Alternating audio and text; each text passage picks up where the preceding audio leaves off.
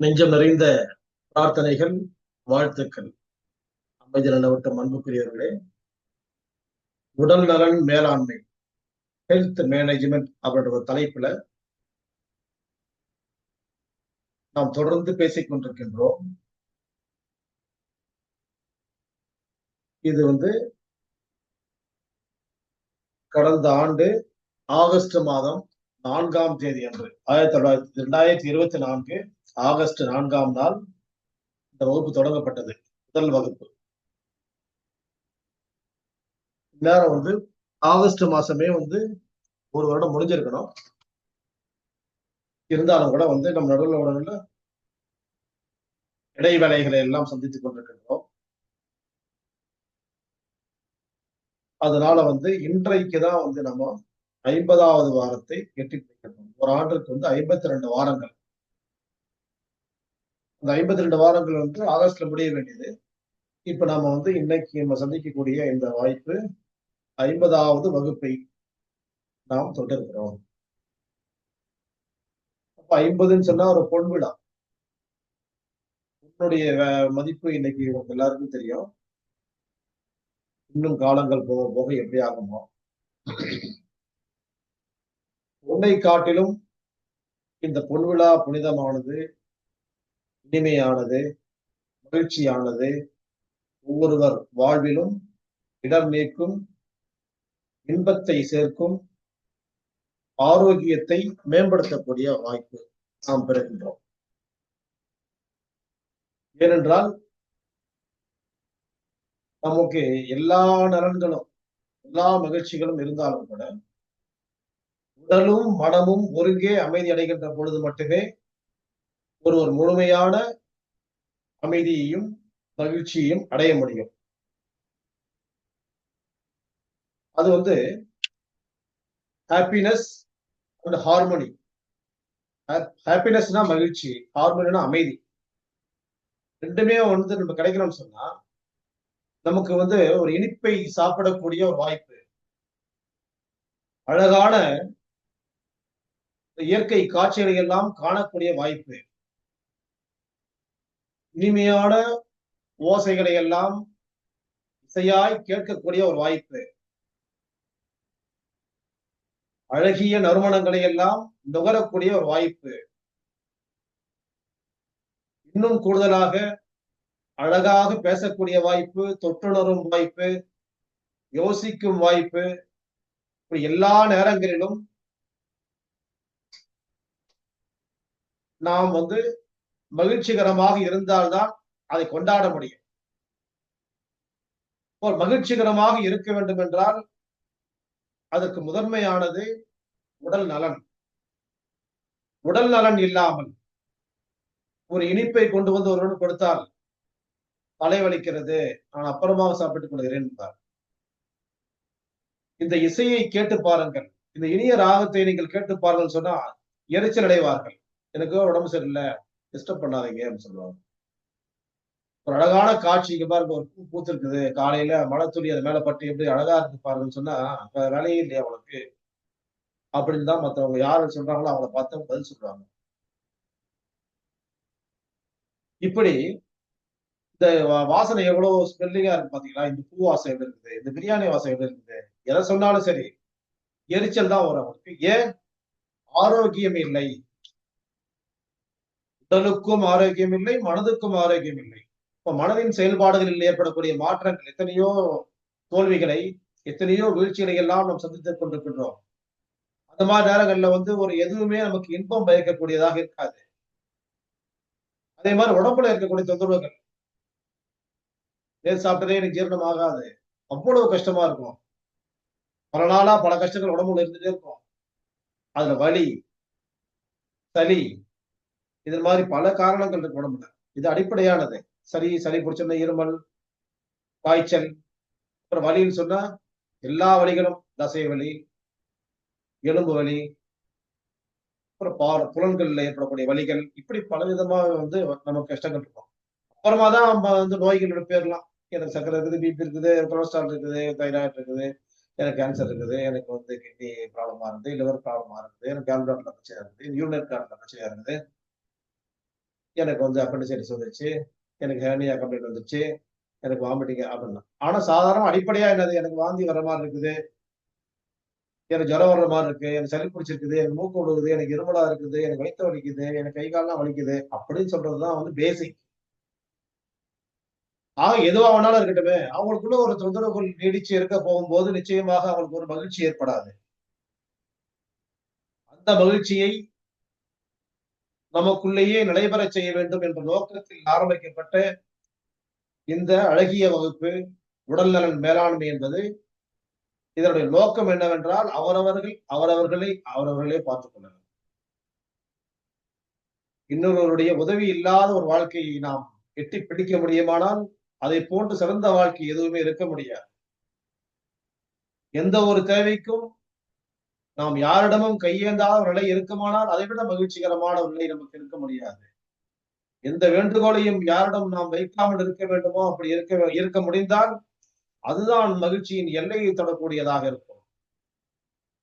இல்லை என்றால் துண்ணி போய்விடுவோம், தாழ்ந்து போய்விடுவோம், அசிங்கப்பட்டு போய்விடுவோம் என்பதெல்லாம் சமூகத்தில் நாம் சந்திக்கின்ற பல்வேறு நிகழ்ச்சிகளால் நமக்கு ஏற்பட்ட தோல்விகளின் அடித்தளத்தில் இருந்து புறப்பட்டவைகள் இவைகள். இதைத் தொடர்ந்து உடல் நலனில் ஏற்படக்கூடிய மாற்றங்கள்,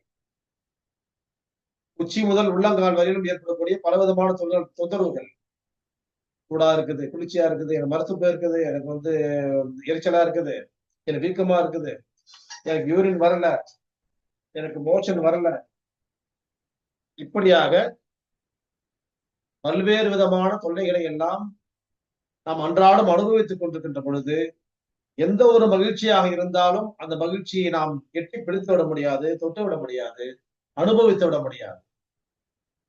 அந்த மாதிரியான வாய்ப்பை, ஒரு டாக்டரிடம் போகக்கூடிய வாய்ப்பு இல்லாத ஒரு வாய்ப்பை, ஒரு டெஸ்ட் அப்படின்னு சொல்லக்கூடிய பரிசோதனைக்குள்ள நம்ம உட்படுத்தாத ஒரு வாய்ப்பு, எந்த மருந்து மாத்திரைகளும் சாப்பிடாத ஒரு வாய்ப்பு, எந்த ஆலோசனைக்கும் எந்த மருத்துவரும் தேவைப்படாத ஒரு வாய்ப்பு நமக்கு கிடைக்குமானால் அது மிகச்சிறந்த வாய்ப்பு, அற்புதமான வாய்ப்பு. அந்த வாய்ப்பு நமக்கு கிடைக்க வேண்டும் என்ற நோக்கத்தில் தொடங்கப்பட்ட இந்த வகுப்பின் 50வது நாள் என்பதை நிச்சயமாக இன்றைக்கு பொன்னின் விலையை காட்டிலும் உயர்ந்த வகுப்பு இது, பொன்விழா வகுப்பு. அப்படிப்பட்ட வாய்ப்பை பெறுகின்ற நீங்கள் எல்லாம் படைத்தவனின் அருளின் மழையில் நடையக்கூடியவர்கள், அவன் அருளின் நிழலில் நடக்கக்கூடியவர்கள், அவனுடைய அருள் என்னும் பாதுகாப்பு வளையத்திற்குள்ளேயே வாழும் காலமெல்லாம் வாழ்வதற்குரிய வாய்ப்பை பெறுகின்றீர்கள் என்பதைத்தான் நிச்சயமாக நான் சாட்சி கூற விரும்புகின்றேன். ஏனென்றால் நமக்கு எல்லோருக்கும் எல்லாம் தெரிந்து விடாது. ஒருவருக்கொருவர் பரிமாறிக்கொள்ளும் நோக்கத்தில் தான் வகுப்பு நடைபெற்றுக் கொண்டிருக்கிறது. நான் தெரிந்தவன் என்றும் நீங்கள் தெரியாதவன் என்பது பொருள் அல்ல. நீங்கள் உங்களுக்கு நான் சொல்லிக் கொண்டிருக்கின்ற பொழுது நான் என்னை திருத்த செய்து கொண்டிருக்கின்றேன். நீங்கள் கேட்டுக்கொண்டிருக்கின்ற பொழுது இன்னும் அதை செம்மையாக இதை நான் செய்து கொண்டிருக்கின்றேன், இதை இன்னும் செம்மையாக நான் செய்ய வேண்டும் என்ற உள்ளுணர்வு, உந்துணர்வு உங்களுக்குள்ளே ஏற்படும். அதை பிறரிடம் நீங்கள் பரிமாறுகின்ற பொழுது அவர்களிடம் தருகின்ற ஆலோசனைகள் உங்களுக்கு மேன்மையானதாக இருக்கும், இதை விடவும் மேன்மையானதாக இருக்கும். ஒரு டாக்டர் நம்மளை பார்க்கறத விட நமக்கு தான் அதிகமா தெரியும். நம்மளை விட ஒருத்தர் அதிகமா தெரிஞ்ச யாருன்னு சொன்னா அது படைத்தவன் தான். படைப்பினங்களை பற்றி படைத்தவனுக்கு தான் அதிகமா தெரியும். அவனுடைய ஒப்புதலோடு, அவனுடைய வழிகாட்டுதலோடு நாம் செயல்பட வேண்டும் என்றால் இது ஒப்புதலோடு நடைபெறக்கூடிய செயல்தான். ஏன்னா ஒரு கல்வியை, ஆரோக்கியம் தொடர்பான ஒரு கல்வியை கற்றுக்கொள்வது கட்டாயமான கடமை இது. அப்ப அது இந்த மாதிரி ஒரு கடமை நமக்கு இருக்குது, அதுக்கு ஒரு வழிகாட்டுதல் கிடைக்குதுன்னு சொல்லும் போது அதை பற்றி பிடித்துக் கொண்டு இன்னும் அதில் வந்து பயணம் செய்து பார்த்து வெற்றியின் இலக்கை நாம் அடைய வேண்டும். எது இலக்கு அப்படின்றத யாரும் தீர்மானிக்க முடியாது. ஒன்றிலிருந்து அடுத்த படிக்கு போவதுதான் வெற்றி. இன்னைக்கு இந்த இடத்துல நம்ம இருக்கிறோம், ஒரு ஸ்டெப் எடுத்து வச்சுட்டோம், அடுத்த இடத்துக்கு போகிறோம், அது அடுத்த வெற்றி. அதற்கு அடுத்தது ஸ்டெப். நம்ம எல்லை என்பது யாருக்கும் எதுவுமே தெரியாது, எதுவுமே எல்லையே இல்லை. எல்லைகள் இல்லாத உலகம், இருந்த வானம். அப்ப யார் யாருக்கு என்னென்ன அளவுகோலில் அவர்களை வந்து அவங்களை ஸ்டெப் வைக்க முடியுமோ, ஒருத்தர் 6 அடி தான் கால் எடுத்து வைக்க முடியும், ஒருத்தர் 1 அடி வைக்க முடியும், ஒரு 2 அடி கால் எடுத்து வைக்க முடியும். அப்படியாக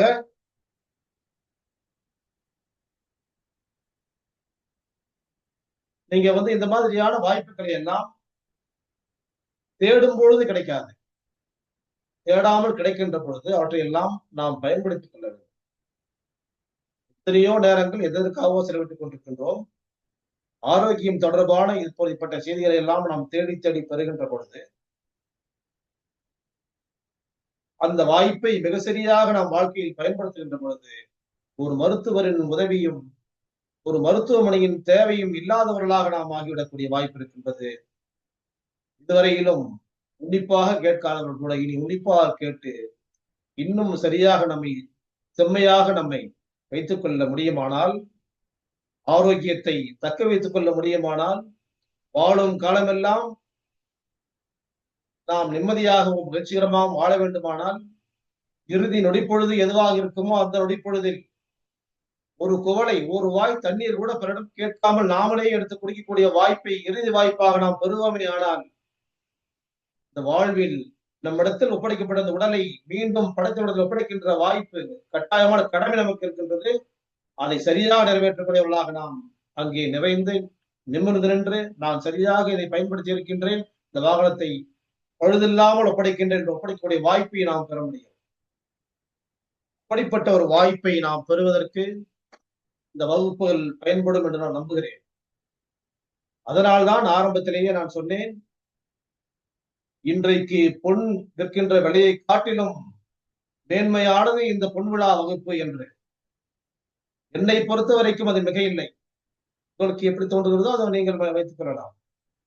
இது நிச்சயமாக பொன்னை காட்டிலும் மேன்மையான வகுப்பு என்பதை மீண்டும் உறுதியோடு தெரிவித்துக் கொள்கின்றேன். அழகின் சிரிப்பு, ஆரோக்கியத்தின் அழைப்பு, மனதோடு பேசுவோம், இயற்கையோடு இணைவோம், அவருடைய 4 துணை தலைப்புகளோடு நாம் பேசிக் கொண்டிருக்கின்றோம். அதில் அழகின் சிரிப்பு, மிக அழகான சிரிப்பு நமக்கு யோகா கற்றுக் கொடுத்துக் கொண்டிருக்கிறது. யோகா என்பது மனதையும் உடலையும் மூச்சையும் ஒருங்கிணைக்கும் ஒரு பயிற்சி. ரீசைக்கிளிங், ஒரு உடற்பயிற்சி கூடத்தில் நாம் உடற்பயிற்சி செய்கின்ற பொழுது நம்முடைய சக்தியை செலவிட்டு அதை பெற முடியும். அதற்கேற்ற அளவு நமக்கு உணவுகளை ஆரோக்கியமாக அதிகமாக எடுத்துக்கொள்ள வேண்டிய சூழலில் நாம் இருக்கிறோம். அதற்கும் யோக பயிற்சிகளுக்கும் வித்தியாசம் இருக்கின்றது. நாம் விடுகின்ற மூச்சை ஒழுங்குபடுத்தி அந்த பயிற்சியோடு சேர்ந்து செய்கின்ற பொழுது இந்த பயிற்சிகள் நம் உடம்பில் சக்தியை அதிகமாக செலவிடாமல் செலவு செய்யும்.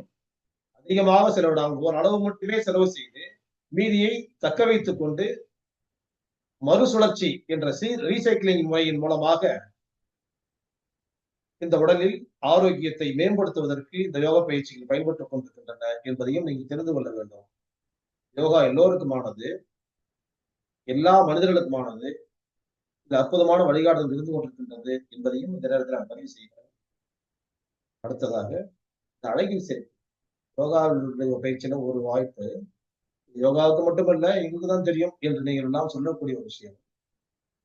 என்ன நம்ம என்ன தொடர்ந்து இந்த 3 வாரமா யோகா பயிற்சிகள் அழகின் சிரிப்புக்காக என்ன பேசிக் கொண்டிருக்கின்றோம் என்றால், மலச்சிக்கல்.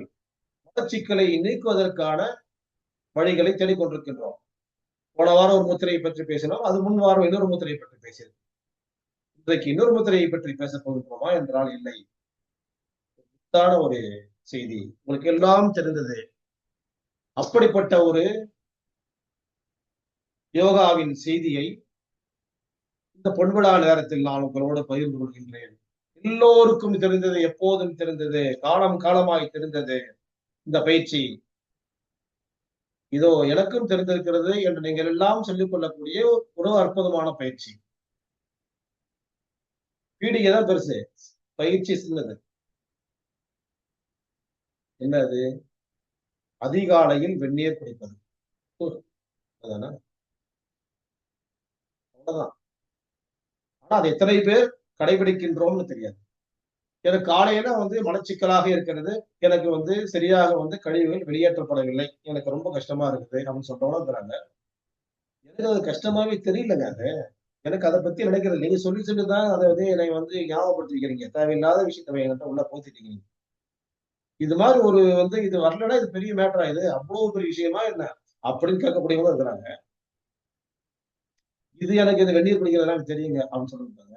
நான் வெந்நீர் எந்த சூழ்நிலையில குடிக்க மாட்டேன் அப்படின்னு சொல்லுவோம்.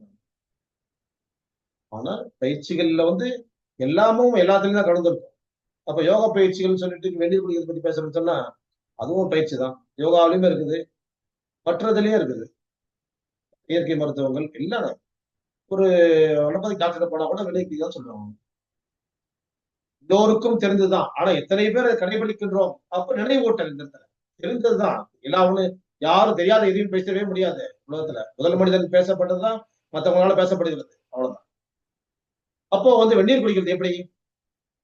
இந்த சூழ்நிலையில, இந்த மழை நேரத்துல பொதுவாவே வந்து தண்ணியை வந்து சுட வச்சு குடிக்கிறது நல்லது. சரி, எனக்கு அது மாதிரி முடியாதுங்க. எனக்கு பழக்கம் இல்ல. எனக்கு பிடிக்கல. சரி. உங்களுக்கு வந்து மலச்சிக்கல் இல்லாம இருக்குதா? எழுந்த உடனே மலம் கழிக்கணும்ன்ற உணர்வு இல்ல அப்படின்னு சொன்னா உங்க மலச்சிக்கல் இருக்குது. நானும் திரிபலா சாப்பிட்டு பார்த்துட்டேன், அண்டாவரி சாப்பிட்டு பார்த்துட்டேன், நீங்க சொன்ன வாயு முத்திரை செஞ்சு பார்த்துட்டேன், அபான முத்திரை செஞ்சு பார்த்துட்டேன், அபான வாயு முத்திரை செஞ்சு பார்த்துட்டேன், ஃபார்வர்ட் பெண்டிங் பண்ணி பார்த்துட்டேன், ட்விஸ்டிங் பண்ணி பார்த்துட்டேன். குறைஞ்சபட்சம் இந்த ஒரு பயிற்சியை நீ செஞ்சீங்களா? என்னது? வெந்நீர் காலைல குடிக்கணும். எவ்வளவு குடிக்கலாம் அளவு? மேக்ஸிமம் ஒரு 3 டம்ளர் குடிக்கலாம். ஒரு டம்ளர்ல 200 எம்எல் அப்படின்னா 3 டம்ளர் வரைக்கும் தண்ணி மெதுவா குடிக்கணும். சும்மா கட கட கட கட கட கடன்னு கொஞ்சம் கொஞ்சமா கொஞ்சம் கொஞ்சமா ஒரு டீ குடிக்கிற மாதிரி, காபி குடிக்கிற மாதிரி சூடான பானங்களை எப்படி அருந்துவோமோ அப்படி படிப்படியாக நாம் அந்த வெந்நீரை குடித்து பழக்கப்படும். 3 டம்ளர் குடிக்க முடியாது. வாந்தி தான் எடுக்கணும். எனக்கு வந்து இந்த பக்கம் மோஷன் வர இருக்கான்னு சொல்லல. நீங்க வாந்தி வரைக்கிறது தான் வழி சொல்றீங்க நீங்க. இல்லையா? 2 டம்ளர் குடிங்க. அதுவும் முடியாதா? ஒரே ஒரு டம்ளர் கொடுக்க போகும்போது, வார்மா உள்ள போகும்போது, அது என்ன செய்யுதுங்க? அந்த உள்ள போய் செய்யக்கூடிய வேலை என்ன? பகலெல்லாம் வெயில் இருக்குது, வெப்பம் இருக்கிறது. இரவுல வந்து குளிர்ச்சி இருக்குது. குளிர்ச்சிக்கு ஏத்த மாதிரி உடம்பு அடாப்ட் ஆயிருக்கும். அது கூட சேர்ந்து இணைந்து செயல்பட்டுக் கொண்டிருக்கும். காலையில அந்த வெப்பம் உள்ள வந்து குடல்ல வந்து சேர போகும்போது மட்டும்தான் அது வெளியே தள்ளுறதுக்கான சக்தியை எடுக்கும். ஆனா சக்தி எனர்ஜி அப்படின்னாலே ஒரு பவர். பவர்னாலே வந்து ஆற்றல், ஆற்றல்னாலே சூடு. சரி, அப்ப அது வேணும். எழுந்து நடமாட போகும்போது சில பேருக்கு வரும். எழுந்து நடமாடினாலும் சில பேர் வராது. அது எந்த நேரம் எழுந்துக்கணுமோ அந்த நேரத்துக்கு அதனுடைய விளைவுகள் அதெல்லாம் இருக்குது. அப்ப முன்னிரவு சாப்பாடு அதெல்லாம் இருக்குது. பல காலம் இருக்குன்னு வச்சுக்கலாம். எந்த காலமாலும் இருந்துட்டு போகுது, போயிட்டு போகுது. சரி, இது குடிச்ச உடனே என்ன ஆகுது? குடலை வார்ம் பண்ணுது நேரம். ஏன்னா தண்ணீரை உறிஞ்சக்கூடிய ஒரு உறுப்பு அப்படின்னு சொன்னால், தண்ணீரை உறிஞ்சக்கூடிய ஒரு உறுப்பு அப்படின்னு சொன்னா அது பெருங்குடல் தான். பெருங்குடல் பேரரசு அப்படின்னு ஒரு தலைப்புல வந்து ஒரு தொடர் வெளியே வந்துட்டு இருக்குது. உயிரோட்டம்ல வந்திருக்குது, Facebookல வந்திருக்குது. நீங்க படிச்சு பாருங்க. அடிப்படையில இருந்து முழுமையாக ஒரு மனிதனுடைய வாழ்க்கையில வந்து பெருங்குடல் எவ்வளவுக்கு எவ்வளவு ஒத்துழைப்போடு நடைபோட்டுக் கொண்டிருக்கிறது. அது நடைபோடலன்னா நம்ம என்ன ஆகும்ன்றது அது வந்து தொடர்ந்து பார்த்துட்டே வரலாம். அப்ப அந்த தண்ணீரை உறிஞ்சக்கூடிய ஒரு ஆற்றல் எங்க இருக்குது? தண்ணீர் நிரப்பப்படக்கூடிய இடம் எது இருக்கின்றது அப்படின்னு சொன்னா அது பெருங்குடல். அந்த பெருங்குடல் வந்து இரவுல எப்படி இருக்கும்? குளிர்ந்து போயிடும். இந்த குடல்கள் எல்லாமே இரவுல ஒண்ணு வேலை செய்யும். சாப்பாடு எல்லாம் முடிஞ்சு போனதுக்கு அப்புறம் அது ஒண்ணு வேலை செய்யாது. சைலண்டா இருக்கும். உடம்புல மூவ்மெண்ட் இருந்தால் அது வேலை செய்யும். அப்ப உடம்புல மூவ்மெண்ட் இருக்க போகும்போது பாடியில சூடு வரும். சூடு வந்தோம்னா உள்ளுறுப்புகளுக்கு எல்லாம் சூடு போகும். இந்த உள்ளுறுப்புகள்ல ஹார்ட் இந்த மாதிரி பெரிய பெரிய உறுப்புலாம் இருக்குல்ல. ஹார்ட், கிட்னி, நுரையீரல், கல்லீரல், லிவர் இந்த உறுப்புகள்லாம் என்ன நடக்கும்னா அது எப்பவுமே ஒர்க் பண்ணிட்டே இருக்கும். அதனால எப்பவுமே அது வந்து ஒர்க் பண்ணிட்டே இருக்கிறதுனால அது சூடு குறையாது. அதுல எங்கேயாவது சூடு குறைஞ்சு போச்சுன்னா ஆபத்து, உயிருக்கு ஆபத்து. இந்த பெருங்குடல் இருக்குது, சிறுகுடல் இருக்குது, பித்தப்பை இருக்குது, யூரின் பை இருக்குது. இந்த மாதிரி உறுப்புகள்லாம் வந்து அதுக்கு வேலை கிடையாது. சைலண்ட் மோட்ல தான் இருக்கும். அதுக்கு தேவை வரும்போதுதான் சாப்பாடு வந்து வந்து பசி எடுக்க வைக்கிறது வயிறு, இரைப்பை. குடு குடு குடுன்னு கேட்கும். அப்போ அது என்ன பண்ணும்? ஹீட் ஜெனரேட் பண்ணும். சாப்பாடு வாங்கும், உள்ள வாங்கும். அதை உடனே குடலுக்கு அனுப்பும். அப்ப குடலுக்கு வந்து சூடு வரும். குடல் என்ன பண்ணும்? அதை கிரைஸ் பண்ணி பண்ணி கூழாகும். அதுல இருந்து நல்லது கெட்டதை பிரிச்சு பெருங்குடலுக்கு அனுப்பும். பெருங்குடல்ல வந்து அது திடக்கழிவு, திரவ கழிவுன்னு 2ஆ பிரிச்சு அதுக்கப்புறமா வந்து அது யூரின் பைக்கணும். இதெல்லாம் வந்து அந்தந்த நேரத்துல மட்டும்தான் நடக்கும். தொடர்ந்து நடக்காது. அப்போ தொடர்ந்து நடக்கக்கூடிய உறுப்புகளுக்கு இதுல ஆபத்து இல்லை. நீ சொல்றது முடிக்கலாம் ஒண்ணும் இல்ல. ஹார்ட் போட ஹார்ட் வேலை செய்யும், கிட்னி வேலை செய்யும், அதே மாதிரி லிவர் வேலை செய்யும், லங்ஸ் வேலை செய்யும், எல்லாம் வேலை செய்யும். ஆனால் இந்த தண்ணீர் குடித்தால் நம்ம வந்து அதை வார்ம் பண்ணா மட்டும்தான் வேலை கொடுத்தா மட்டும்தான் வேலை செய்யும் சொன்னா அந்த வார்ம் பண்றதுக்கான வாய்ப்பு வந்து இரவுக்கும் பகலுக்கும் இடையில வந்து அந்த அதிகாலை பொழுது எழுந்துச்சோம்னா அதுக்கு வார்ம் பத்தலை அப்படின்னு சொன்னார், சூடு பத்தலைன்னு சொன்னால் நாம் தான் சூடை ஏற்படுத்தணும். சூடை எப்படி ஏற்படுத்துறது? நிறைய பயிற்சிகள் இருக்குது. அதை விட எல்லாத்திலையும் விட எளிமையான பயிற்சி வெந்நீர் குடிப்பது. ஒரு வாயா நீங்க வந்து ஒரு 3 டம்ளர் குடிக்க முடியாது, 2 முடியாது, 1 டம்ளர் முடியாது. அட்லீஸ்ட் 1/2 டம்ளர் தண்ணீராவது குடிச்சு, கொஞ்சமாவது அந்த குடலுக்கு வந்து ஒரு சூட ஏற்படுத்தணும்னு சொன்னா, சூடா இருந்துச்சுன்னா வந்துரும் காலையிலேயே வந்துரும். வரலன்னு சொன்னா சூடு இல்லன்னு அர்த்தம். அந்த சூட்டை வர வைப்பதற்கு. எனக்கு வெந்நீர் குடிச்சா வாந்தி தான் வரும்ன்னு சொல்றவங்களா இருந்தாலும் பரவாயில்ல, கொஞ்சம் தண்ணி குடிங்க. நான் ஏன் வந்து 3 டம்ளர்லருந்து குறைஞ்சு அப்படியே வந்து உங்களுக்கு வந்து காம்ப்ரமைஸ் ஆகிட்டே வரேன்னு சொன்னா, இந்த மாரி அதாவது இன்னைக்கு கூட சொன்னவங்க என்கிட்ட பேசியிருக்கிறாங்க. நான் தினந்தோறும் எத பேசுறேன்னா, இன்னைக்கு யார்ட்ட பல விஷயங்கள் இன்னைக்கு நேத்து முந்தா நாள் இந்த வாரத்துல பேசியிருக்கனோ, அதுதான் உங்களுக்கு ஷேர் பண்ணிருக்கேன். இதெல்லாம் நான் பேசியிருக்கேனோ, அதெல்லாம் ஒருத்தர் பேசியிருக்காங்கன்னு அர்த்தம். அப்போ அந்த மாதிரி நம்ம வெந்நீர் பழக்கத்த இன்னைக்கு கூட 2, 3 பேர் சொன்னேன். 80 வயசு ஒருத்தர் வந்தாங்க இன்னைக்கு. வாழ்நாள்லயே நடக்காத விஷயத்த நீ பேசுறம்மா. ஏம்மா? வெந்நீர் ஆவாது எனக்கு அப்படின்னு சொன்னாங்க. ஆவாதுன்னா என்ன? அத விட எனக்கு புரியுது. நான் சொன்னேன். எனக்கு கூட வெந்நீர் பிடிக்காது தான். அத விட சாப்பிட்டு சும்மாவே இருந்துருவேன்னு சொல்றீங்களான்னு கேட்டேன். கரெக்ட்டா சொல்றீங்க. அப்படின்னு. நான் சொன்னேன், இப்ப இருக்கிற கண்டிஷன் உங்களுக்கு சரியில்ல. நீங்க வந்து எல்லாமே பல தொந்தரவு இருக்குது. நீங்க வந்து வெந்நீர் குடிக்கணும். கொஞ்சமாவாவது குடிங்க. அவங்களுக்கு தான் சொன்னேன். 3 டம்ளர் வேணாம். அட்லீஸ்ட் 1/2 டம்ளர் வெந்நீர் நீங்க குடிங்க. அப்படின்னு அவங்களுக்கு வந்து ஐடியா குடுத்தேன். அதுதான் இப்ப ஷேர் பண்றேன். காலைல 9:30 மணிக்கு நடந்தது. இப்போ 6:30 மணி 7 மணிக்கு உங்கள்ட்ட பேசிட்டு இருக்கேன். அப்ப அந்த வெந்நீர் குடிக்கிறதுனால நம்ம என்ன ஆகும்ன்னு சொன்னா, குடல் மூவ்மெண்ட் லூஸ் குடுக்கும். குடல வந்து அசைச்சு குடுத்து, அந்த மலம் வெளிய வருதுன்னு சொன்னா, பிபி பேஷண்ட் இருக்காங்க பார்த்தீங்களா? ரத்த அழுத்தம் குறையும். அதெல்லாம் அப்புறம். ரத்த அழுத்தம் குறைஞ்சிச்சுன்னு சொன்னா, இதயத்திற்கான சுமைகள் குறைய ஆரம்பிச்சிடும். கொழுப்புகள் கரைய ஆரம்பிச்சிடும். இதயத்தின் சுமைகள் குறைய போகும்போது என்ன ஆகும்? அது மகிழ்ச்சிகரமாக இருக்கும். அது மகிழ்ச்சிக்குரிய உறுப்பு. ஹார்ட்டி அப்படின்ற வார்த்தைய தான் நம்ம யூஸ் பண்றோம். எதுக்கா இருந்தாலும். இல்லையா? வாழ்த்துக்கள் சொல்ல போம்போது, இதயத்தோடு, இதய வாழ்த்துக்கள், ஹார்ட்டி கங்கிராச்சுலேஷன்ஸ் இப்படின்னு தான் பேசுறோம். அது இதயத்திற்கு நீ இதம் சேர்க்க போகும்போது, உங்கள் முகம் பொலிவடையும். உங்கள் உடம்பில் தேவையில்லாத கழிவுகள் வெளியேறுகின்ற பொழுது, உடம்புல இருக்கக்கூடிய சமமற்ற பகுதியெல்லாம் சமநிலைக்கு வரும். தோற்ற பொலிவை நீங்கள் பெறுவீர்கள். இது அழகின் சிரிப்பு என்பதனால், இந்த அழகின் சிரிப்போடு முடிக்கின்றேன். இது ஆரோக்கியத்தின் அழைப்பு போகலாம். அழகின் சிரிப்பில் வெந்நீர் குடிப்பதனால் கழிவுகள் வெளியேற்றப்படுவதால் முகம் பொலிவடைகிறது. உடல் எது எதெல்லாம் எந்தெந்த இடத்துல போய் செட்டில் ஆகணுமோ அந்த இடத்துல செட்டில் ஆகி பிதுங்கிட்டு இல்லாம, இப்படி பெருசாயிட்டு இல்லாம, இப்படி எல்லாம் இல்லாம, அப்படி இறங்கி இல்லாம, ஏறி இல்லாம, ஏறு முகமும் இல்லை, இறங்கு முகம் இல்லாமல், எந்த முகமும் இல்லாமல் அழகிய முகமாக தோற்றக்கூடியவை உடல் முழுவதும் ஏற்படுத்தி தருகிறது. உடலெல்லாம் முகங்களாக, முகங்கள் எல்லாம் வளர்ச்சியாக தருவதற்கு இந்த வெந்நீர் குடிக்கும் பயிற்சி, இது யோகாவின் அழைப்பு, இது அழகின் சிரிப்பு. அடுத்தது ஆரோக்கியத்தின் அழைப்பு. டாக்டர் சாமுவேல் ஹானிமன் அவர்கள் இந்த மருத்துவத்தை அறிமுகம் செய்து 150 ஆண்டுகளுக்கும் மேலாக ஆகின்றிருக்கிறது. இருந்தாலும் கூட இன்னமும் தொடர்ந்து மனித வாழ்க்கையிலே இது பலவித ஆபத்தான தருணங்களை எல்லாம் வெற்றி கொள்வதற்கு பயன்படக்கூடிய மருந்துகள் இவற்றிலே ஏராளமாக இருந்து கொண்டிருக்கின்றது.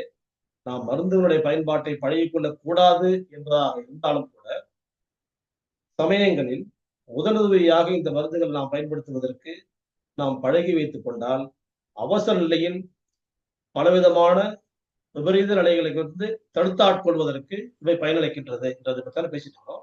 ஹோமியோபதி முதலுதவி அப்படின்ற தலைப்போட தான் சேர்ந்து பேசுறோம். இன்னைக்கு இந்த மருந்து வந்து எதுக்காக பயன்படுது அப்படின்னு சொன்னா, இந்த பேஷண்டால நோயாளியால சூட்டையும் தாங்க முடியாது, குளிர்ச்சியும் தாங்க முடியாது. இது மழை காலம் வரும்போது மழை வந்துச்சுப்பா ஒரே குளிரா இருக்குது, சாக்ஸ் எங்க இருக்குது, கை உறை எங்க இருக்குது, பிளாங்கெட் எங்க இருக்குது, இது வந்து எனக்கு சொட்டர் எங்க இருக்குது, அது எங்க இருக்குது, கேப் எங்க இருக்குது, கண்ணை பொத்துறேன், வாயை பொத்துறேன், மூக்க பொத்துறேன், இது வேற இந்த இதெல்லாம் வேற சொல்லி கொடுத்துறாங்களா வாயில வாயில பொத்திக்கிறதுக்கு, இப்படி எல்லாத்தையும் பொத்துறதுலயே இருக்காரு. வெயில் வந்துச்சு, அப்பா என்னால வெயில் எங்கேயுமே வர முடியாது. சாயங்காலம் 6 மணிக்கு மேல நான் வேணா பாக்குறேன். பகலெல்லாம் ஒத்தி போட்டுறேன். நான் எங்கேயாவது வந்து வீட்டுல தான் படுத்துக்கிட்டோம்.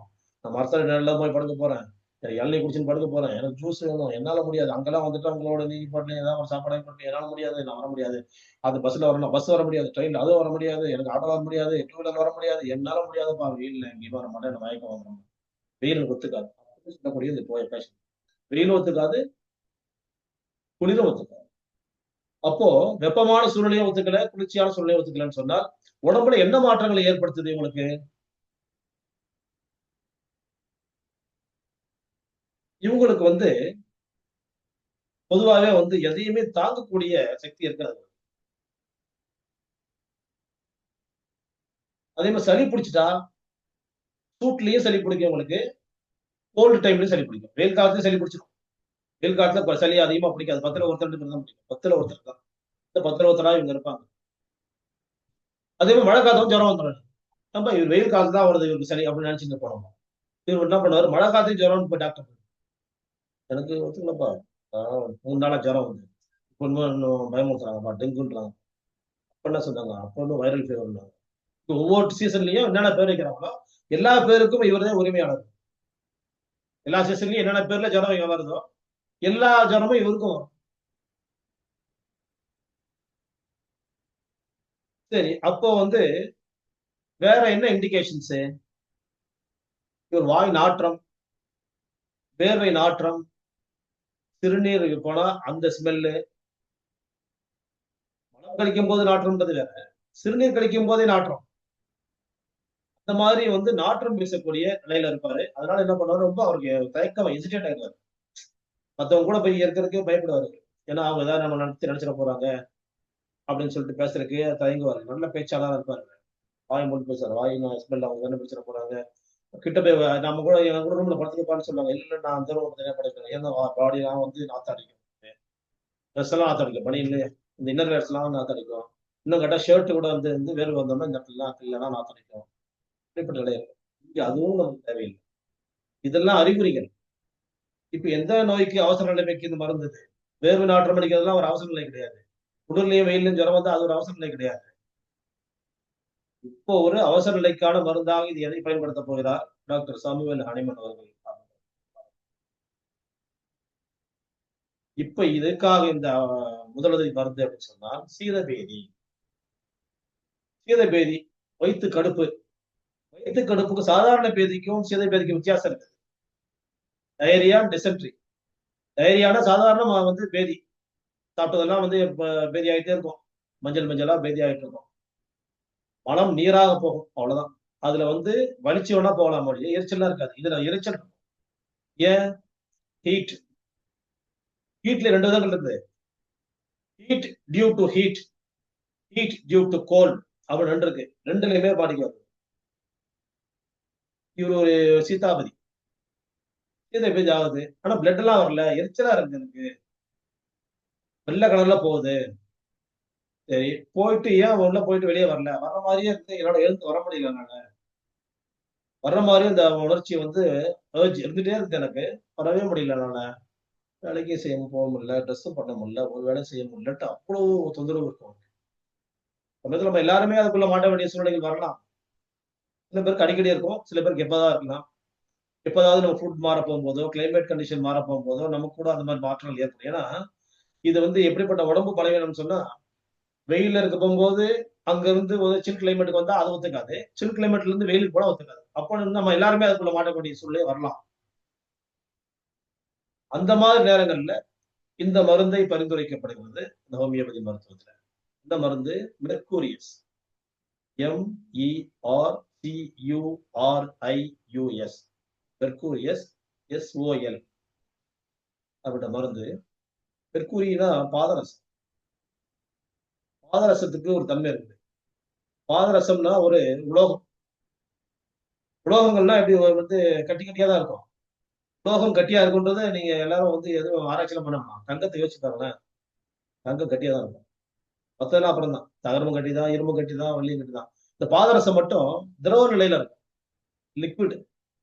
ஏன்னா அதனால தான் பாதரசம்னு வச்சான். ரசம்னாலே லிக்விட்னு அர்த்தம். லிக்விட் அந்த ரசம்ன்ற வார்த்தை வந்துட்டாலே சித்த மருத்துவம். அது மருத்துவம் என்ன சொல்றோம்னா உப்பு சேர்ந்தது. Salt nature. சால்ட் உள்ள போகும்போது பேதியாயிடும். அப்ப இதெல்லாம் லிங்க் பண்ணி பார்க்க போகும்போது, இந்த பாதரசத்தை ஒத்த ஏதோ ஒண்ணு உள்ள போய் அவன் தொந்தரவு பண்ணிடுச்சு. அதுக்கு பாதரசம் தான் மருந்து. பாதரசமா குடிக்க முடியாது. உயிர் போயிடும். பாய்சன். அதுக்கு தயாரிக்கப்பட்ட ஒரு மருந்து மெர்க்கூரியஸ் SOL. இந்த மருந்தை வாங்கி வச்சுட்டோம். இந்த மாதிரி விஷயத்த பேதியில மாடிக்கிட்டார். ஒரு 10 மாத்திரை எடுத்து தண்ணியில கரைச்சு மாத்திரையாவும் ஒரு 4 மணி நேரம் இடைவெளியோ, 6 மணி நேரம் இடைவெளியிலயோ ரொம்ப தீவிரமான நிலைமையா இருந்தாதான் 4 மணி நேரத்துக்கு முன்னாடி உள்ள நிலைமைக்கு முன்னாடி டைம் மாதிரி பயன்படுத்தணும். அந்த நேரத்துக்கு சரியாயிடும். எந்த ஒரு மருந்தாக இருந்தாலும் 1 நாள், 2 நாள், 3 நாள். அதுக்கு மேல டாக்டர் பார்க்கணும். ஒரு நாள்லயே கஷ்டம் கூடுதுன்னு சொன்னா இந்த மருந்து ஒரு பயன்படுத்த முடிவு எடுத்து டாக்டர் சொல்லணும். அதையும் எப்பவுமே மைண்ட்ல வச்சுக்கணும். நமக்கு எல்லாம் தெரியும் பார்த்துட்டு இருக்க முடியாது. நம்ம ரோட்ல எழுதி வச்சிட்டோம், வீடியோ பார்த்துட்டோம், இதை எடுத்துலாம். ஒரு நாள் கேட்கிறோம், 2 நாள் கேட்குதான்னு பாருங்க. இதுல இருந்து அடுத்த ஸ்டெப்புக்கு வர்றோமா, முன்னேற்றம் கிடைக்குதா இல்லையா? கிடைக்குது, அப்போ ஓகே. கிடைக்கலன்னா இதை வித்ரா பண்ணிடணும். ஸ்டாப் பண்ணிட்டு நெக்ஸ்ட் ஏரியாவுக்குள்ள போகும்.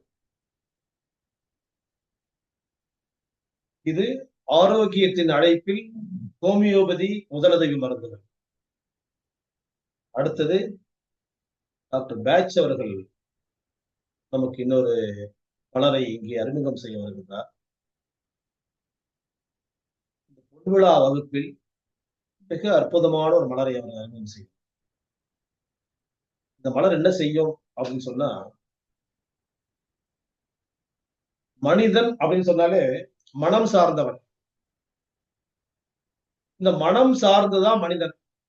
மற்ற எந்த உயிரினங்களுக்கும் மனம் சார்ந்த இல்லை. அது ஒரே டியூட்டி தான் ஒழுங்கா பார்த்துட்டு. மனிதன் மனம் சார்ந்தவனா இருக்கிறனால மைண்ட் வேலை செய்ய அவன் டைவர்ட் ஆகிட்டே இருப்பான். இதை செய்யணும், அதை செய்யணும், அதை செய்யணும், என்னால முடியும், அது முடியும், இது முடியும் அப்படின்னு திடீர்னு சோர்ந்து போயிடுவான், திடீர்னு தெம்பாயிடுவான், அதை செய்வான். அவன் மைண்ட் நிக்கவே நிக்காது, ஏதாவது ஒண்ணு பண்ணிட்டே தான். மனம் சார்ந்தவன் அப்படின்னு சொன்னாலே உடல் சார்ந்தவன்னா உடல் நோய்கள் வரும். மனம் சார்ந்தவன் சொன்னா மனநோய்கள் வரும். சைக்கியாட்ரிக். அப்ப என்ன பண்ணும்? அதுக்கான மருத்துவர்களை போய் தேடி போகணும்னு சொல்லுவோம். யாருக்கு வரும்? மனதில் கோளாறுகள் ஏற்பட்டால், புத்தி பேதலிப்பு ஏற்பட்டு விட்டால், மனதின் செயல்பாடுகளில் தாறுமாறான ஓட்டங்கள் ஏற்பட்டு விட்டால், அப்போ கண்டிப்பாக மருத்துவர்களை தேவை வேண்டிய சைக்காட்ரிஸ்ட், சைக்காலஜிஸ்ட், அப்புறம் மனநல மருத்துவர்கள், மனநல மருத்துவமனைகள், மனநல மருந்துகள், தீவிரமான மருந்துகள் கொடுப்பாங்க. அது தாங்கும் சக்தி உடம்புக்கு இருக்காது. இந்த இடத்துல ஒரே ஒரு செய்தி நான் சொல்ல விரும்புறேன். ஒருத்தருக்கு நோய் இருக்குது, உடம்புல ஒரு நோய் இருந்து அவருக்கு மருந்துகள் கொடுக்குறோமோ, ஒரு சிகிச்சை, ஏதோ ஒரு இயற்கை மருத்துவத்திலையும் எந்த ஒரு மருத்துவமோ, அது அறிவியல் பூர்வமான ஆங்கில மருத்துவமாக இருந்தாலும் சரி, இல்ல மிளகு ஜீரகத்தையும் மஞ்சளையும் பொடி பண்ணி தூள் பண்ணி கொடுக்கக்கூடிய இயற்கை மருத்துவமாக, வீட்டு மருத்துவமாக இருந்தாலும் சரி, இப்படிப்பட்ட ஒரு மருந்து நம்ம கொடுக்க போகும்போது உடலின் தொந்தரவுகள் எல்லாம் குறைந்து மனதின் செயல்பாடுகள் தீவிர நிலைக்கு ஒருவர் அடைவாரையானால் அந்த நோயாளிக்கு அது தவறான சிகிச்சை அளிக்கப்பட்டிருக்கின்றது.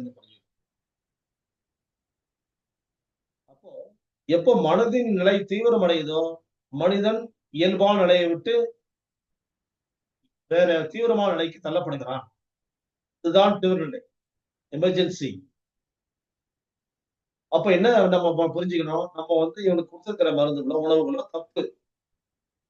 அவனை டெம்ப் பண்ணுது, அவனை ஆக்டிவேட் பண்ணுது, அவனை வேற மாதிரி செயல்பட வைக்குது. அவன் சட்டையை கிழிச்சிட்டு போறதா இருந்தாலும் சரி, அவன் அடுத்தவங்களை கொலை பண்ண முயற்சி எடுத்தாலும் சரி, தற்கொலை முயற்சி எடுத்தாலும் சரி, எல்லாமே எக்ஸ்ட்ரீம் அவன் போயிடுவான். அப்படின்னு சொன்னால் அவனுக்கு தவறு நடந்திருக்கு. சரி, மனதின் செயல்பாடுகளுக்கு ஒருத்தருக்கு கொடுக்குறோம். மனதின் செயல்பாடுகளுக்கு நமக்கு எந்த மருத்துவமும் தெரியாது. எதையோ ஒண்ணு ஒரு எலுமிச்சை மரத்தை யூஸ் பண்ணி கொடுப்போம். மனநோயாளிகளுக்கு எலுமிச்சம்பழம் மிகச்சிறந்த மருந்துன்றது எல்லாரும் தெரிஞ்சு வச்சுக்கோங்க. அந்த மாதிரி ஒரு எலுமிச்சம்பழத்தையும் கரைச்சி கொடுக்குறோம். அவன் என்ன பண்றான், அங்க தூங்காம அப்படியே அப்படி இப்படியே இருக்கிறான். அவனை கட்டி போட்டு ஜூஸை கொடுத்து தலையில எலுமிச்சம்பழத்தை தேய்ச்சி ரெடி பண்ணிடுறோம்னு வச்சுக்கோங்களேன். திடீர்னு அவனுக்கு ஜுரம் வருது, இருமல் சளி ஆரம்பிக்குது, அதுக்கப்புறம் பேதி ஆகுது, அப்புறம் சீத பேதியா மாறுது, அதுக்கப்புறம் ரத்த பேதியா மாறுது, பிளட் அப்படி போயிட்டே இருக்கு மோஷன்ல. அவன் ஆபத்திலிருந்து மீண்டு வருகின்றான். ஆபத்தை நோக்கி போல அவன் ஆபத்திலிருந்து மீண்டு வருகின்றான். அவனுக்கு நல்லது நடந்துட்டு. மனதின் செயல்பாடுகள் குறைந்து ஒருவர் உடல்நலன் குறைவாக பாதிக்கப்படுவாரேயானால் அவர் முன்னேற்றம் பெறுகின்றார் என்பது புரியணும். உடலின் தொந்தரவுகள் எல்லாம் குறைந்து மனதின் செயல்பாடுகள் தீவிர நிலையை ஒருவர் அடைவாரேயானால் அவர் அபாயமான நிலைக்கு எட்டப்படுகிறார், கொண்டு செல்லப்படுகிறார் அல்லது போய்விட்டார். இந்த விஷயத்த நம்ம மனசுல பதிய வச்சோம்னு சொன்னா, எத்தனையோ இல்லங்கள்ல எத்தனையோ மனதின் செயல்பாடுகளால குறைபாடு நிறைய இருக்கிறாங்க. உலகம் பூரா இருக்கிறாங்க. அவங்களுக்கு நாம எப்படி அவங்கள ஹேண்டில் பண்ணணும்ன்ற விஷயத்த ஒரு சின்ன ஒரு க்ளூ இத புரிஞ்சு வச்சுக்கணும் அவ்வளவுதான். பேட்ச் இந்த மலரை பத்தி பேச போறாரு. அவர் என்ன சொல்றாரு? அவருடைய மொழியிலேயே படிக்கிறேன் அப்படின்றாங்க. தாங்க முடியாத மனச்சுமை உண்டாகுதல். காரணம் அறியும் இயல்பை இழத்தல். என்னன்னு யோசிக்கவே அவன் மென்டல் ஆயிட்டான் அவன். இல்ல. அஞ்சி நடுங்கத்தக்க செயல்கள் செய்து விடுதல். திடீர்னு கத்தி எடுத்து கையை அறுத்துக்கிறது. இது குத்த போறது. அந்த மாதிரி. என்றெல்லாம் தோன்றும் அச்சங்கள் பிறருக்கு எத்தீமையும் எண்ணியதும் இல்லை. இவர் சாதாரணமா இருக்கும்போது ரொம்ப சாஃப்டான நேச்சர். யாருக்கும் தொந்தரவு கொடுக்க மாட்டாரு. எந்த எந்த தொல்லையுமே யாரும் கொடுக்க மாட்டாரு. இவருக்கு அடுத்தவர்களுக்கு எந்த கெடுதலும் பண்ணதே கிடையாது. இவர் அக்கம் பக்கத்துல இருக்கிறவங்களுக்கோ, சொந்தக்காரங்களுக்கோ, இல்ல ஃப்ரெண்ட்ஸுக்கோ யாருக்குமே நல்லது செய்வாரு, முடியலாம் பேசாம ஒதுங்கி இருப்பாரு. ஆயினும் ஒரு உந்துதலால் அவ்வாறு செய்து விடுவோமோ என்று தோன்றும் அச்ச உணர்வு. நமக்குள்ள ஏதோ ஒரு மாற்றம் நடக்குது. நம்ம ஏதோ செஞ்சிரும் போட்டிருக்குது. நம்ம ஏதோ செஞ்சிரும் போட்டிருக்குதுன்ற மாதிரி ஒரு எண்ணம் வந்துச்சுன்னு சொன்னா ஸ்டார்டிங் பாயிண்ட். தமக்கு தாமே பேசிக்கொண்டு சிரித்துக் கொண்டிருக்கும் இயல்புடையவரா மாறிக்கொண்டிருப்பார். ஆடைகளை களைபவர், ஆடைகளை கழிப்பவர், முடியை பிடித்து இழுப்பவர், தன்னுடைய முடிவை பிச்சு பிச்சு எடுத்துருவாரு. கத்திக்கொண்டு அலறுபவர். நான் அதை பார்த்துட்டு அது அங்க பாரு என்னை ஒருத்தர் பிடிக்க வரும், அந்த மூலையில ஒருத்தர் இருக்கிறான், எங்க ஒருத்தர் இருக்கிறான். இந்த மாதிரி எல்லாம் எப்ப செய்வாங்கன்னா முற்றிய நிலையில் செய்யக்கூடிய இந்த மாதிரி பேஷன் கண்டுபிடிச்சிருக்க முடியாது. எங்கேயாவது ஒருத்தர் தான் இருப்பாங்க. ஒரு இந்த தெருவுல ஒருத்தர் இருப்பாங்க. இந்த ஊர்ல 10 பேர் இருப்பாங்க. சரி, என்ன சொல்ல வர்றார் பேட்ச் பார்ப்போம். இந்த முற்றிய நிலை வளர்வதற்கு முன் ஒரு தொடக்கம் உண்டு. அது நான் என் பகுத்தறிவை இழந்து விடுவேனோ அப்படின்ற ஒரு ஃபீலிங் ஒருத்தருக்குள்ள வந்துருச்சுன்னு சொன்னா இதுக்குள்ள இந்த போறதுக்கான வாய்ப்பு இருக்குது என்ற மன தூண்டுதலை ஏதாவது நாம் செய்து விடுவேனோ என்று அவருக்குள்ளேயே தோன்றும் உள்ளுணர்வு, எச்சரிக்கை உணர்வு. இதுதான் சொல்றாரு. இந்த மாதிரி ஒருத்தருக்கு நமக்கு நம்ம ஏதாவது செஞ்சிருவோமோ, நம்ம திடீர்னு மாடல் குதிச்சிருவோம் போட்டுருக்குது, திடீர்னு கத்தியத்து குச்சிருவோம் போட்டுருக்குது பக்கத்துல இருக்கவங்கள, படிக்கட்டுல 2 பேர் இறங்கி வரும்போது எப்படி இருக்கவங்க தெளிவா போறோம் போட்டுருக்கு, நமக்குள்ள அப்படி வருது, ஏன் வருதுன்னு தெரியலையே அப்படின்னு ஒருத்தருக்கு ஒரு மாதிரி உணர்வுகள் தாறுமாறா ஒரு யோசிக்க வைக்கிறதுன்னு சொன்னா, இதுக்கெல்லாம் அடிப்படை என்னன்னா அச்சம், பயம். இந்த பய உணர்ச்சி இந்த இடத்துக்கு உங்களை கொண்டு போகுதுன்னு சொன்னால், இவர் இன்னும் இதை சரியா கவனிக்காம, இவர் தன்னைத்தானே சரியா கவனிக்காம போயிட்டாலோ, சரியான ஆலோசனை பெறாம போயிட்டாலோ, சரியான நிலைக்கு இவர் மீளாம போயிட்டாலோ, இப்ப முதல்ல படிச்சு பாத்தீங்களா, தனக்குத்தானே பேசிக்கொண்டு, சிரித்துக் கொண்டு, ஆடையை கிழித்துக் கொண்டு, அவிழ்த்து போட்டுக்கொண்டு அந்த நிலைக்கு வந்துடுவார். ஆனால் ரொம்ப ரொம்ப மென்மையானவர், ரொம்ப சாஃப்ட் நேச்சர், பிறருக்கு தொந்தரவு தராதவர், பிறருக்கு உதவிகரமாக இருக்கக்கூடியவர், முடியலன்னா தொந்தரவு தராமலாவது இருக்கக்கூடியவர். அப்படிப்பட்ட நேச்சர். ஏதோ ஒரு உந்துதல், காரணம் இல்லாம இருக்காது, ஏதோ காரணம் இருக்கலாம் பின்னணியில. எந்த காரணத்தாலேயோ அவருக்குள்ள அச்ச உணர்வுடைய வெளிப்பாடு. இந்த பயம் அப்படியே மேல மேல மேல அப்படியே பொங்கி மேல வர வர வர ஒண்ணு இவரு தன்னை தற்கொலை செய்து கொள்ளக்கூடிய முயற்சிக்கு போவாரு, இல்லை என்றால் கொலை செய்ய முயற்சிக்குள் ஈடுபடுத்திக் கொள்வார். அப்படிப்பட்ட மாதிரி சொன்னா அதை இப்ப நமக்கு இது என்ன வித்தியாசம் இருக்குது? மனிதனுக்கும் விலங்குக்கும் உள்ள வித்தியாசம். விலங்குகளுக்கு அறிவாற்றல் கிடையாது. அதனால அந்த அறிவை மீறி இந்த மாதிரியான செயல்களுக்குள்ள போக போறது. ஆனா மனிதன் அறிவுடையவன், சிந்திக்கும் ஆற்றலுடையவன். அந்த பகுத்தறிவை அவன் இழக்கின்ற ஒரு சூழ்நிலை, அதாவது பகுத்தறிவு இழக்கிறதுக்கு பேராசையா இருக்கலாம், பழிவாங்க உடைச்சு கோபமா இருக்கலாம், ரொம்ப அதிகமான கவலையா இருக்கலாம், துக்கமா இருக்கலாம். அதெல்லாம் கூட லிமிட்டட். இந்த அன்லிமிட்டட் ஏரியா எதுன்னு சொன்னா ஃபியர், பிரைட், அச்சம். பயந்தான் ஒரு மனிதனை தீவிரமான நிலைமை கொண்டு போய் முடிவு கொண்டாடுறது. அந்த நிலைமையில் அவனுக்கு தள்ளப்படுவானே, ஆனால் அவனுக்குள்ள இருக்கிறதெல்லாம் ஒரே ஒரு விஷயம் தான், அச்சம் தான். அந்த அச்ச உணர்வை போக்குவதற்கு ஒரு அழகிய மலரை இங்கே அறிமுகம் செய்கின்றார். பார்க்கிறதுக்கு கோவக்கார மாதிரி தெரியும். எல்லாத்தையும் போட்டு கட்சி எடுத்து வரேன், குத்துறேன், உடைக்கிறேன், கிழிக்கிறேன், கட்டி போட்டு அவங்க பார்க்கறது, முயற்சி பண்றது, அப்படி இப்படி பண்றதுன்னா. ஆனா உள்ள இருக்கக்கூடிய ஆழமான உணர்வு பயம். பயத்தை போக்குவதற்கு இந்த அழகிய மலரை அறிமுகம் செய்கின்றார் நேச்சுரர்கள். Cherry plum, CHERRY, cherry, PLUM, cherry plum. இப்போ நமக்கு மனதின் செயல்பாடுகள்ல மாற்றங்கள் ஏற்பட்டு நமக்கு என்ன செய்யறதே தெரியாம ஏதோ ஒண்ணு செஞ்சிருக்கிறோம் அப்படின்னு நமக்குள்ளேயே வரும். நமக்கு எல்லாமே தான் நமக்குள்ள இருந்து எல்லாருக்கும் தான் வரும். இப்படி வரும்போது இந்த மலரை நாம் பயன்படுத்திக் கொண்டோம் என்றால் பிற்காலத்தில் இதனுடைய தீவிர நிலையிலிருந்து நாம் தப்பித்துக் கொள்ளலாம். இது ஒரு நான் படிக்க எக்ஸாக்டா ஒரு பேஷண்ட்டை நான் காஞ்சிபுரத்தில் பார்த்தேன். 1998ல நான் சென்டர் ஆரம்பிச்சேன் காஞ்சிபுரத்தில். பொன்னம்பலம் அவர் தான் அறிமுகப்படுத்தி அங்க போய் சென்டர் பண்ணிட்டு விளம்பரம் கொடுத்தேன். அந்த விளம்பரத்துல என்கிட்ட சேர்ந்தவங்கள்ட்ட அந்த பேஷண்ட் காலேஜ் போயிட்டு வந்துச்சு, என்னன்னு தெரியல, வீட்டுக்குள்ளேயே கதவு தாப்பால் போட்டு இருக்குது அப்படின்னு கூப்பிட்டு போனாரு. நான் கூட்டு வாங்கன்னு சொன்னேன். இல்ல கூட்ட முடியாத நிலைமையில இருக்குது, நீங்க வீட்டுக்கு வாங்கன்னு சொன்னாரு. 7:30 மணிக்கு நான் சென்டர் முடிச்சிருவேன், நான் வரேன்னு சொல்லிட்டு 7:30 மணிக்கு நைட் போய் பார்த்தேன். பார்க்க போகும்போது அந்த பொண்ணு சாதாரண தான் இருந்துச்சு.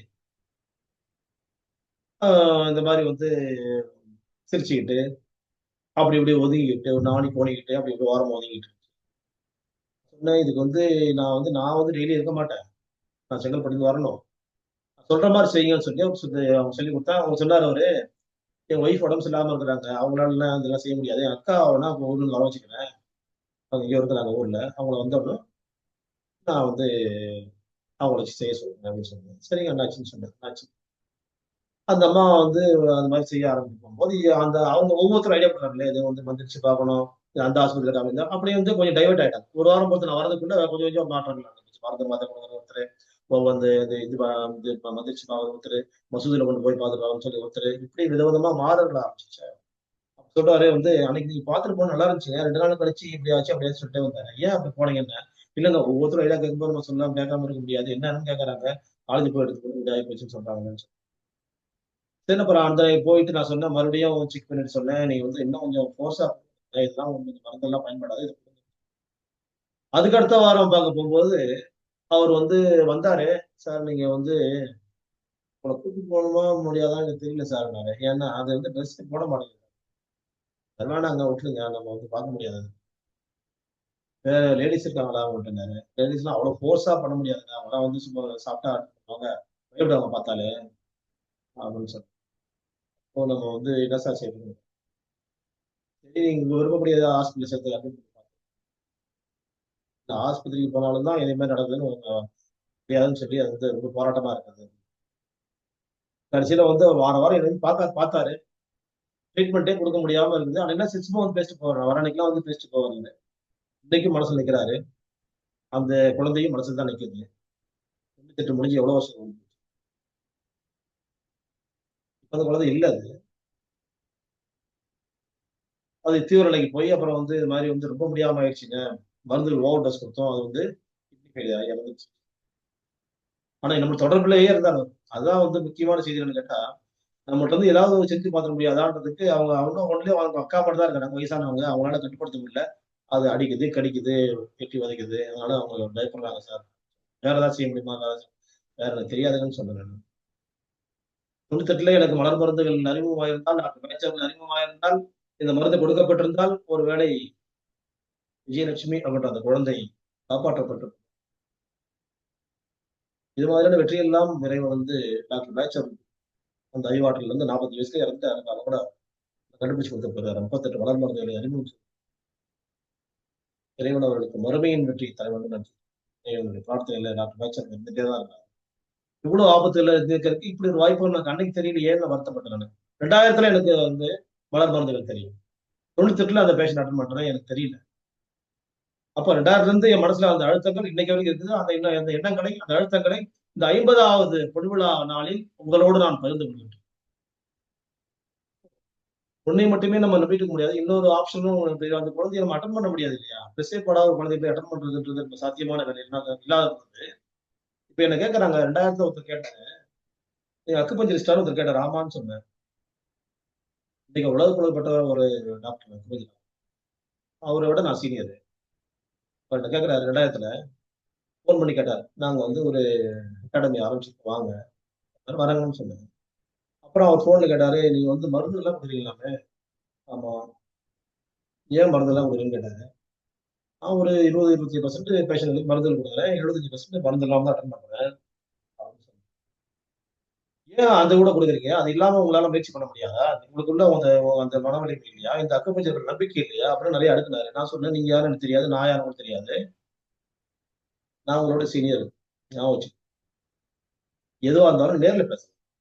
அப்ப விழாவுக்கு வாங்க அப்படின்னாரு. நீங்க இந்த கட்டளை போடுற மாரி இருக்க போறீங்க. நான் வரமாட்டேங்க. சென்னை வந்தா சந்திக்கலாம் வாங்கன்னு சொன்னேன். இன்னைக்கு வரைக்கும் சந்திக்கல. அவரு வேற நானும் இருக்கிறேன். அவங்கலாம் இன்னைக்கு பெரிய லெவல்ல போயிட்டாங்க. அதுக்கெல்லாம் அவசியம் இல்ல. அந்த அந்தஸ்தும், பணபலமும், அதிகார பலமும் கிடைச்சிட்டா மட்டும் அவன் மேல படுது அர்த்தம் இல்ல. பார்க்கிறதற்கு மேல இருக்கிறாங்க. அவ்வளவு. அது அளவுகோல் இல்ல. ஸ்கேல் கிடையாது. இருந்தாலும் கூட அந்த இடத்துல வந்து அவருக்கு மறுப்பதற்கு நான் சரியா தான் மறுத்திருக்கிறேன்னு நான் இன்னைக்கு கன்ஃபார்ம் பண்றேன். இல்லங்க அது பத்தாதுங்க. எல்லாருக்குமே வந்து அக்குபஞ்சர் மட்டுமே சாத்தியமானது இல்லங்க. இன்னைக்கு எனக்கு வந்து திண்டுக்கல்ல, சேலத்துல, மதுரையில, வந்து இப்ப அதே மாரி கொச்சியில, திருவனந்தபுரத்துல, இன்னைக்கு நெல்லூர்ல, கடப்பாவுல இருந்து எனக்கு ஃபோன் பண்றாங்க. அவங்களுக்கு வந்து இந்த பாயிண்ட்ட குடுன்னு சொன்னா, எனக்கு அதெல்லாம் வந்து என்னால சாத்தியம் இல்லங்க. வேற ஏதாவது சொல்லுங்கன்னு சொல்றாங்க.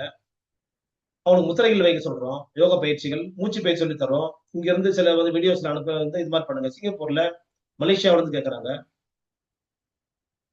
ஸ்டேட்ஸ்ல இருந்து பேசுறாங்க. அது மாரிலாம் சொல்றோம். யோகா பயிற்சி தாண்டி வேற ஏதாவது செய்ய முடியுமா எங்களுக்கு? இன்ஸ்டன்ட் ஏதாவது தர முடியுமா? மலர் மருந்துகள் சொல்றோம், ஹோமியோபதி மருந்துகள் சொல்றோம்.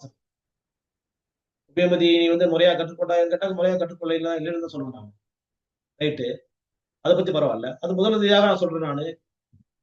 அங்க இருக்க டாக்டர் கன்சல்ட் பண்ணி கூட வாங்கிக்கங்க. அத பத்தி எனக்கு ஆட்சேபம் இல்லன்னு சொல்றேன். இதுதான் குடுக்குறோம். இன்னைக்கு நேத்து கூட வந்து சவுதிக்கு மருந்து கேட்டாங்க. வந்து நான்லாம் அனுப்ப முடியாது. நான் பிரிஸ்கிரிப்ஷனும் குடுக்க முடியாது. நான் சொல்றேன் எழுதிக்கங்கன்னு வாங்கிக்கணும். அந்த மாரி வந்து இந்த மாரி இப்ப இந்த குழந்தைக்கு எனக்கு ஒரு 18 வயசு பொண்ணு அது. 27 27ம் 18ம் 45 வயசு ஆயிடுச்சு. உயிரோட இல்ல. மலர் மருந்துகள் கொடுக்க வந்து எனக்கு தெரிந்திருக்குமானால், இதை கொடுத்திருந்தால் நல்ல நிலைமைக்கு அந்த குழந்தை மீண்டிருக்குமா இல்லையா? அப்படின்னு நினைச்சுட்டு இருக்காங்க. அப்ப நான் அன்னைக்கு 2000த்துல அவர் குடுத்த பதில் கரெக்ட். ஒரே ஒண்ணு மட்டுமே பத்தாது. One more. அவர் எங்க கத்துட்டாரோ அங்கதான் நாங்களும் கத்துட்டோம். நான் எங்க கத்துட்டோம் அங்கதான் அவரு கத்துட்டாரு. அதையும் டாக்டர் பிரதர்சன் சொன்னாங்க. ஒன்றுக்கு மேற்பட்ட ஒரு மருத்துவத்தை தெரிந்து வைத்திருப்பது நோயாளிகளுக்கு நன்மை பயக்கும்னு சொன்னவங்க தான். அவர் விட்டு மாறி வந்து. இந்த மாதிரி அது இன்னைக்கு அந்த அழுத்தம் இருக்கிறதுனால இன்னைக்கு தொடர்ந்து பேசிட்டு இருக்கிறேன். டைம் முடிஞ்சிட்டாலும் கூட சரி இத வந்து நம்ம ஷேர் பண்ணி தான் ஆகணும். இது முக்கியமான செய்தி இந்த இடத்துல. அதோட பேசுவோம்ன்ற இடத்துல தான் நம்ம மனச பற்றி பேச முடியும். அதுல இருக்கிறதெல்லாம் நம்ம கொட்ட முடியும். ஒருத்தர் நடந்த ஆர்குமெண்ட் அந்த குழந்தைக்கு வந்து அந்த தகப்பனார் வந்து என்கிட்ட உட்கார்ந்துருந்து அண்ணாச்சி வந்து உட்கார்ந்துருந்து இன்னைக்கும் அப்படியே வந்து அப்படி கண்ணுல ஓடிட்டே இருக்கு. அவர் வந்து உட்கார்ந்து பாவம். அவருக்கும் என்ன செய்யறது தெரியாது, எனக்கு என்ன செய்யறது தெரியாது. நான் பேச பதிலே இருப்பேன் உட்கார்ந்துருப்பாரு. அப்புறம் போகும்போது நீங்க புறப்பட்டீங்களா? பஸ் ஸ்டாண்ட்ல மட்டுமா? அப்படின்னு எனக்கு வேணாங்க நான் போய்க்கிறேன்னு சொன்னேன். பார்க்கணும் தான். எப்படி பார்க்கணும்னு தெரியல. அப்படின்னு சொல்லிட்டு போவாரு. இது வந்து அவர் எதுக்காக வந்து பார்த்தாரு எனக்கு தெரியாது. ஏன்னா அவருக்கு பார்க்கணும் போல தோணுது. எப்படி ஒரு ஆடை இல்லாம ஒரு குழந்தை இருக்க போகும்போது எப்படி போய் பார்க்க முடியும்? ஆனா வந்து உட்கார்ப்பாரு. ஏதாவது அப்பன்னா, இது மாரி எனக்கு ஒரு வாய்ப்பு இருந்திருந்தால் இத கொண்டு கொடுங்க. அப்படி சொல்லியிருக்கலாம் இல்லையா? அப்படின்றதை நாம நினைக்கிறோம். இன்னைக்கு பேசும்போது அதை உங்களோட சேர்ந்து நான் நினைவு கூர்கின்றேன். இதுதான் மனதோடு பேசுவோம். அடுத்தது இயற்கையோடு இணைவோம். இயற்கையோடு இணைவோம்ல, இந்த புள்ளி யாருக்காக இந்த இயற்கையோடு இறைவா பேசிக் கொண்டிருக்கின்றோம் என்றால், குழந்தையின்மை. இது அக்குபங்க்சர். இந்த பகுதி அக்குபங்க்சர் பகுதி.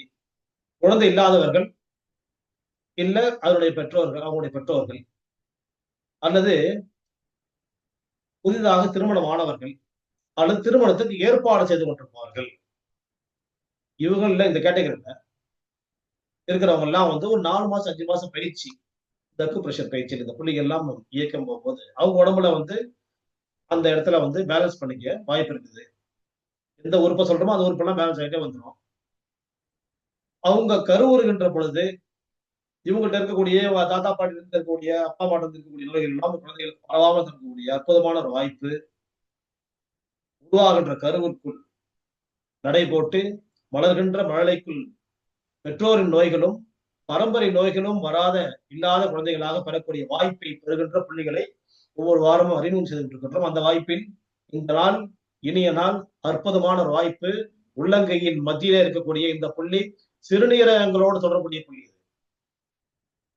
கிட்னி கிட்னி அப்போ கிட்னியை பத்தி பேசிட்டு இருக்கும்போது இன்னைக்கு காலைல வந்து ஸ்டூடெண்ட்ஸ் கிளாஸ்ல பேசிட்டு இருந்தாங்க.